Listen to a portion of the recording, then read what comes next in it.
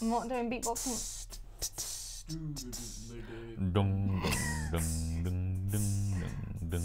I'm not doing this. It's fun.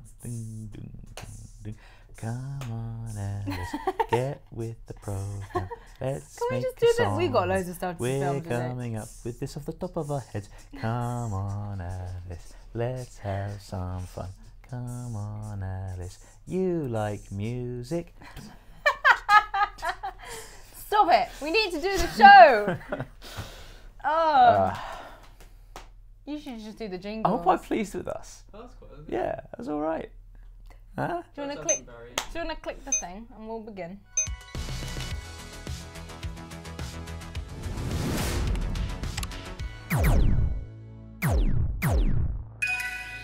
Hey YouTube, it's your gal Al. And I'm Rich, back with another episode of The Weekend Escape. Yep, this is a show where we talk about everything we've learned this past week. For instance, I've learned that the beast from the east is actually a cold weather spell making its way through Europe rather than the man-eating supernatural creature I'd initially assumed. Excellent. You can probably take down all those cloves of garlic you've got hanging from your windows now. Not sure I'm quite ready for that yet. Besides, it's quite handy for cooking.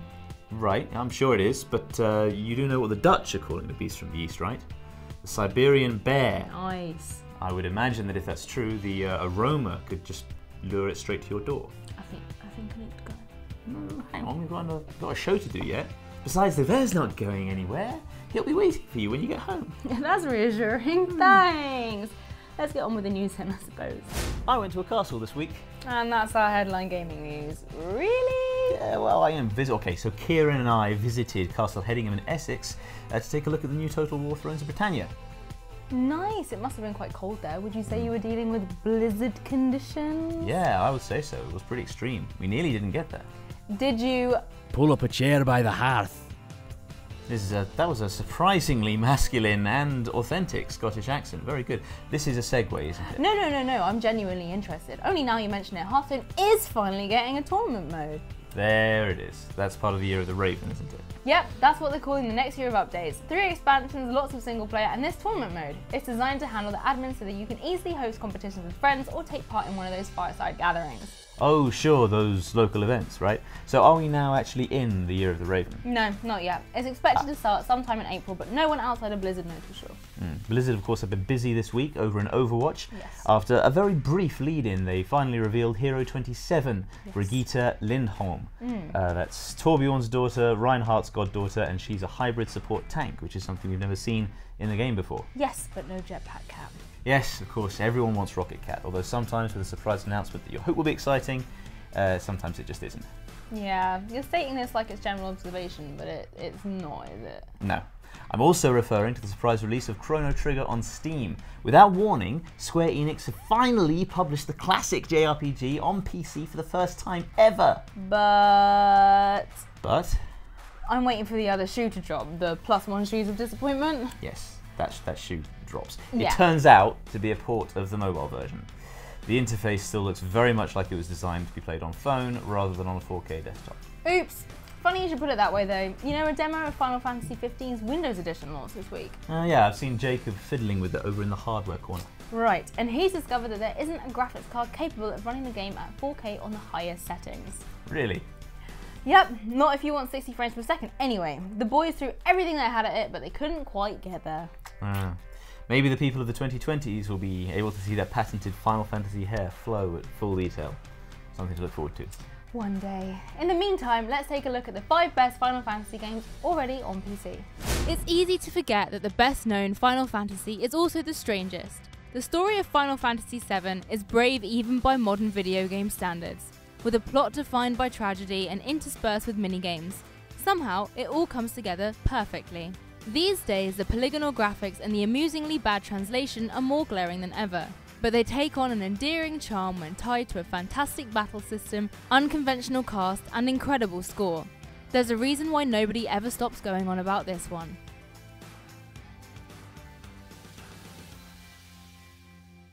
How do you follow the most popular JRPG of all time? By ripping up the rulebook you've just written and starting again. Final Fantasy VIII bore no relation to its predecessor, offering a sprawling sci-fi world with barely a crystal in sight. They throw in some divisive mechanics too, like the draw and junction systems, which let you steal magic from your enemies in order to boost stats, but in so doing incentivized you against actually using that magic to cast spells. Against a backdrop of giant robots and never-ending war, Final Fantasy VIII takes you on a delightful coming-of-age story with child soldiers Squall and Rhinoa, whose love story remains one of the best told in games. Squaresoft continued their run of unpredictable masterpieces with an ode to Shakespeare. There's theatre everywhere in Final Fantasy IX, from the opening performance of the Tantalus crew right down to the designs of the characters. The principal cast speak in stirring monologues while the rest talk in poetry. The story of this war-torn steampunk world feels a little too familiar at first, but Final Fantasy IX has a compassionate tone and a way with comedy set pieces that means it stands out in the series. Also, sorry to all 8 fans, but Tetramaster was and always will be a better minigame than Triple Triad.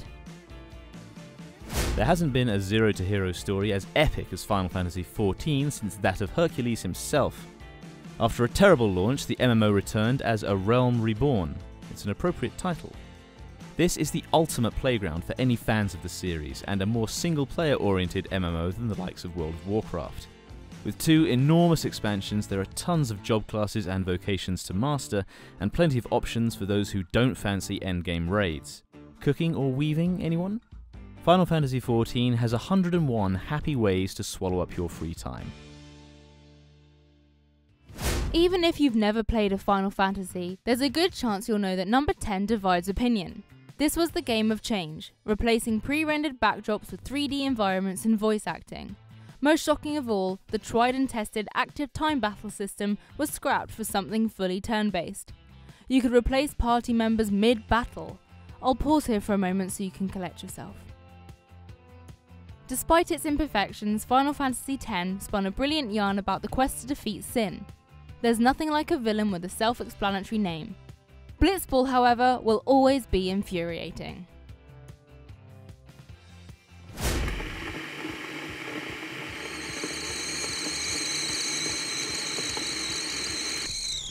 What's this? It's a new section, isn't it? Ah, right. Well, can you explain it? Are you making a cup of tea? Because, I wouldn't mind one, actually. Well, I mean, no, I'm not. It's a new section called What's Hot on Steam. Hot, steam, kettle. Right. Well, that's very disappointing. I already could have done with a drink. Well, I mean, the kettle has actually boiled, so you can go and make yourself a hot beverage if you wish. Can I? Really? Yeah, I mean... I think I will, thanks. Cheers. Okay.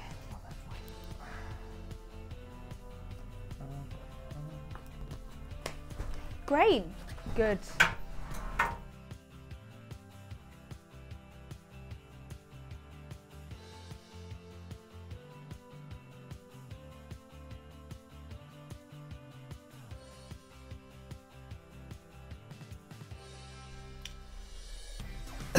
Right then, let's do this. Where's mine? Oh, I didn't think you want one. Great, thanks. So, as I said about 5 minutes ago, this is where we go through a couple of lesser-known games that are super popular on Steam. And by super popular, we mean high in the most played charts. Well, that makes sense. What have we got first? Up first is Into the Breach, which is currently more popular than Elder Scrolls Online, The Division, and Farming Simulator 2017. More popular than Elder Scrolls Online, that's exciting. Jules and Matt streamed this just on Wednesday, I think, didn't they? Yeah, they did. It's from the devs of FTL Faster Than Light, which came out over 5 years ago now. It's very different from FTL and more similar to XCOM, as it's a turn-based strategy game, probably right up your street. Yeah, it does sound like my kind of thing. Something to do with aliens, am I right? Yeah, the aim is to eliminate the alien threat in a procedurally generated mission, using robots and the environment to win against your enemies. A new trailer shows a bunch of tactics you can use, and it does look pretty fun. Oh yeah, that bit looks like it's from the 2010 A-Team film, where he, launching the tank into the air as an attack unit. Yeah, that bit's pretty funny. Also, the art style is really cute. Yeah, it is. Okay, so, you know how you kind of threw this on me? I don't mind, because while I was making that cuppa, I went and had a look at the charts, and I picked something out. Oh, yeah? Slay the Spire, which is currently more popular than Civ 6, Fallout 4, and Dark Souls 3. Oh yeah? Nice work at such short notice. Thank you. It's a CCG that's also not a CCG. That makes sense. Yeah, bear with me. It's got an energy system reminiscent of Hearthstone's, and it requires you to build a deck, but it isn't like any other card game I've seen. It feels more like a turn-based strategy game, in fact, like it's more like Pokemon than Hearthstone. Instead of putting together a winning strategy over many turns, you play what is most likely to be most effective in any given moment. So the decisions you make outside of battle have more impact than the cards you play. Yep, see? Not a CCG as we know it. I get you now. I know Ali's proper into it and he loves his CCGs, so it's still one for the fans of the genre. For sure. What do we got next then? So finally, we've got Sword Art Online Fatal Bullet. Sword Art Online, like the anime. Exactly like the anime. Well, not exactly like the anime, but it's an interesting game, mixing third-person shooting, RPG stat crunching, fighting robots and grappling hooks. It's currently more popular than Cities Skylines, Left 4 Dead 2 and Total War Warhammer 2.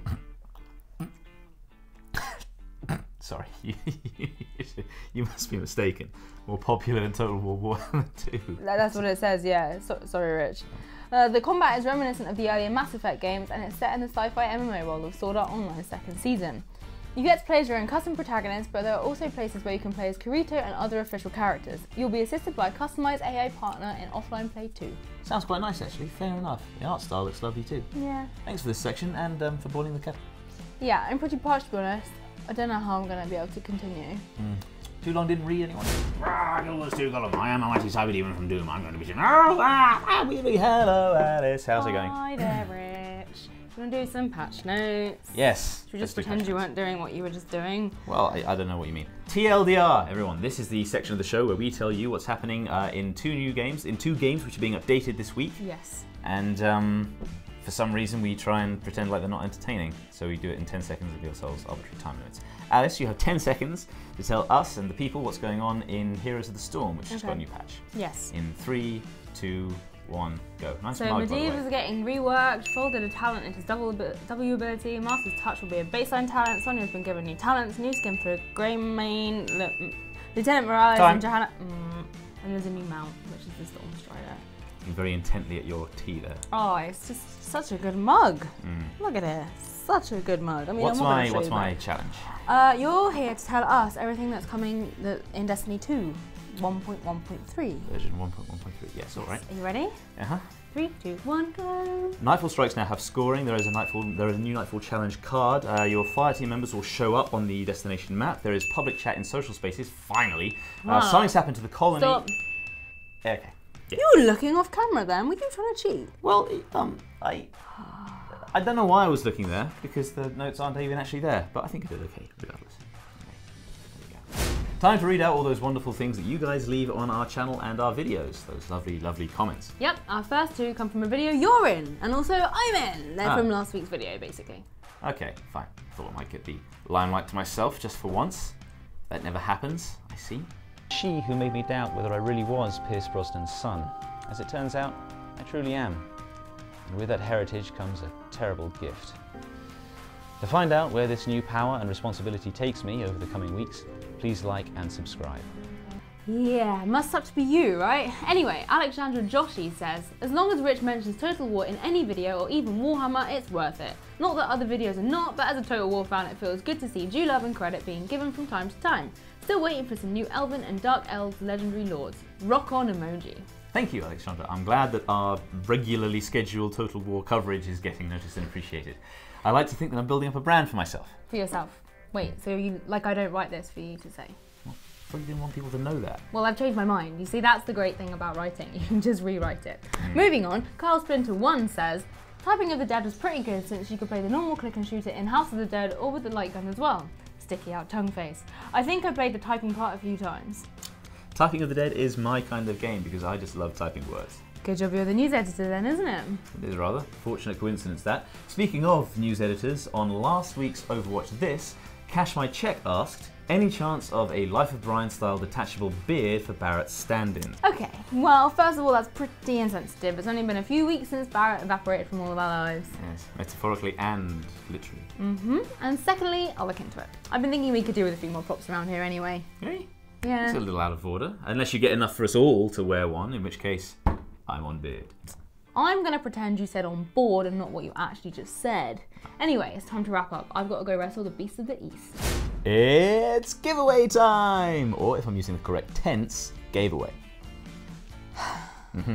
The winner of last week's Overwatch goodie bag and scarf is Matt McDonald. Congrats! You've already been in touch to get that stuff on its way to you. And for everyone who isn't Matt, there's still hope. This week we've got a winter weather special, a fishing Barents Sea beanie, a Warframe scarf, and an alpha cool bouncy ball. To enter, just click the link in the description down there and follow the instructions. There's another site giveaway running over the weekend too for the psychological drama Debris, so make sure you check that one out. And don't forget to like and subscribe for more PC gaming vids. Yes, we probably tag team this outro.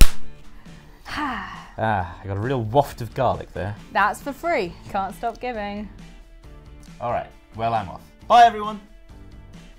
How much do you see? Eye cream. It's not eye cream. No, but it's apple hand cream. Eye cream. Right, what's next? When Thursdays suck.